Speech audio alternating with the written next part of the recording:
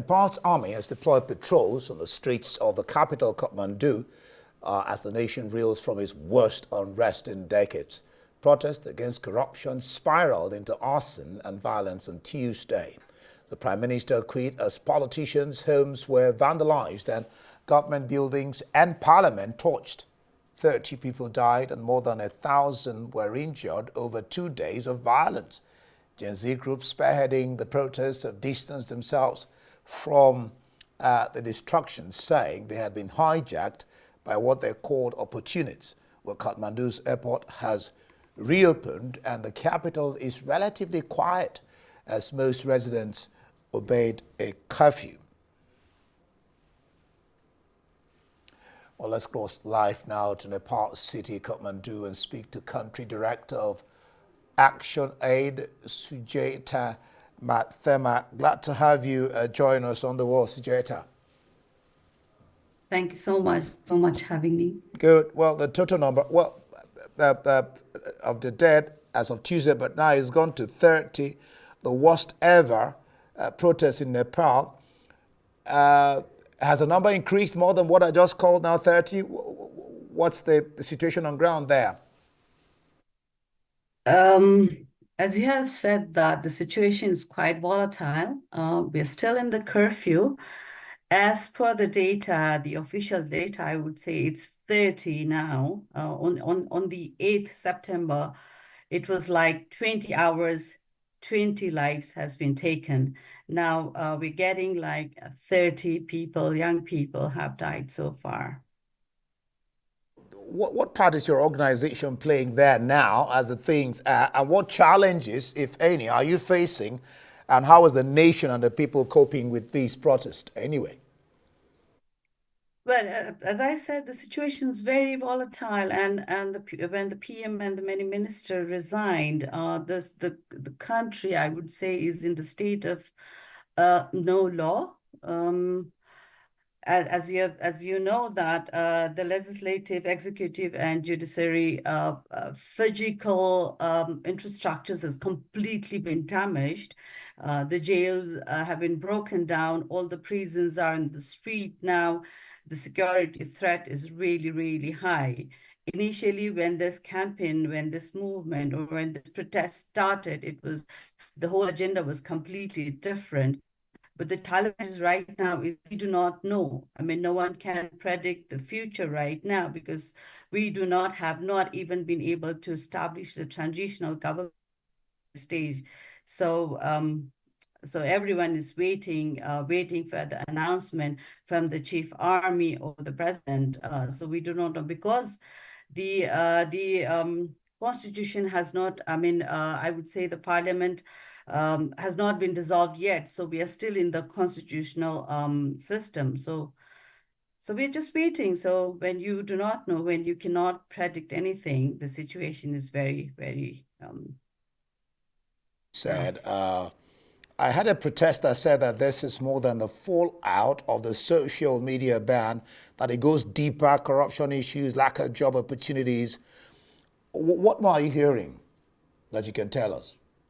Yeah, I mean, I really would like to thank you for this. I really would like to highlight that we've been hearing and looking at how this whole thing has been captured by the media, especially international media, that it's all about the social communication, social media ban. But no, these young people, these dangers have been talking about the anti-corruptions thing, strengthening governance, nepotisms, unemployment. They've been talking about this. They've been asking the government to be accountable, to be transparent, and they've been using the right to expressions through social medias. And when the government I think on the 4th September, when the government banned the social media, it just started from there. They wanted they've been there organizing themselves to protest against corruptions, unemployment, and added up by banning on the social media. So it's not just about banning on the social media, it's about making government accountable and transparent towards what they've been doing, asking government to be responsible on whatever the situation is happening. Yeah, it just mixed up. So I would like to reiterate from this particular platform that it's not just about banning the social media. Changes work together on the anti-corruptions and unemployment and everything. Yeah. Indeed. Let's talk more about the social media. The government banned 26 of them. How has that Yes. affected your work? Are the platforms back? Because the government gave the reason that they failed, Facebook, WhatsApp, and the rest of them, they failed to register. Uh, they couldn't meet the deadline to register. So are they all still banned, 26 of them? How has that affected your work?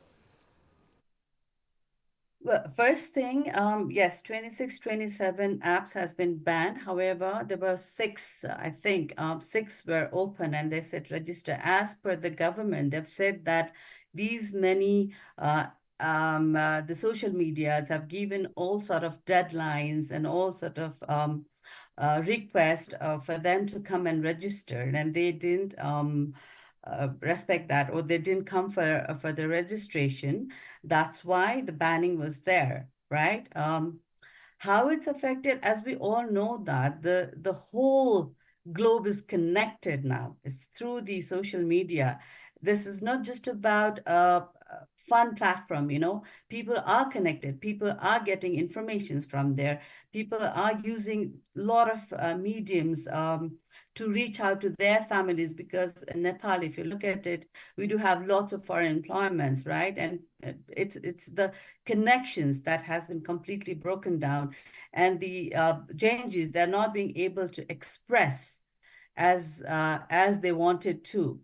So that has completely impacted, and the new emerging business like online business and everything has been collapsed completely, because these changes also have started talking about all this nepotism and anti-corruption through the social media. And one sections are saying that because they have started voicing out, the government have banned this. But the other side, the governments are saying that because they didn't come for the registration, they need to ban this social medias. You Yeah. captured that well, because I was going to just raise that issue that the Gen Zs are saying that the government wanted to stop the protest. That's why they banned the media, while the government is saying that it was because they didn't meet the deadline to register. Now, Army is not patrolling the streets, and a curfew is on till Thursday. Has that stopped the protest or in any way watered it down? Yeah, the curfew is still continuing until tomorrow, that is Thursday.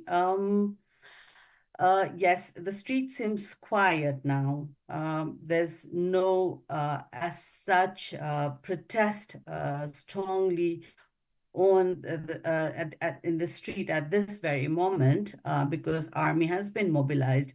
It's not that army ruled, but they have the armies are mobilized there, so it seems quite okay to say that. Then the Genjis are there. They're communicating, because the chief of the army have requested Genjis to come for the discussions, right? To talk about how to establish the transitional government in place. So today, almost like for 5 hours, these changes were having a lot of discussion, which was completely live in social media. They had been discussing a lot whom to bring in, how to go ahead to establish the transitional government, how to go ahead with the elections and everything. So hopefully, I'm not very sure, but hopefully by tomorrow, the chief of army, the changes, the frontline leaders of the changes could come together and establish something, and we are very hopeful about it. Mhm. Yeah, you took the words out of my mouth. That was actually going to be my next question. The meeting that Army is calling the Gen Zs to attend so they can discuss. But before I let you go, what can you tell us about Gen Z's comment that the protest was hijacked by opportunists. They distanced themselves from the destruction, the government buildings, parliament buildings burnt, and of course government residences burnt. They're saying there were opportunists, their hand wasn't in that. Yeah, when this protest started, it was very peaceful. I mean, we were watching sort of live in the social media. It started in a very peaceful manner, and there was suddenly we could hear death tolls coming in. There was a shooting from the government sides and all, and like they have a lot of videos coming up. Changes are saying that these are not real changes. These are not the people that we actually work with. They are hooligans. They are this protest has been hijacked by all infiltration and all, but we're not being able to find out who exactly, from where, the parties. We do not exactly know. That's what these changes are saying, but that's definitely true because the way they have started and the way it has gone in day second, that is yesterday, burning down everything, almost all, as I said earlier, the legislative, the executive, the judiciary, all the infrastructures have been brought down, the data, the papers and everything.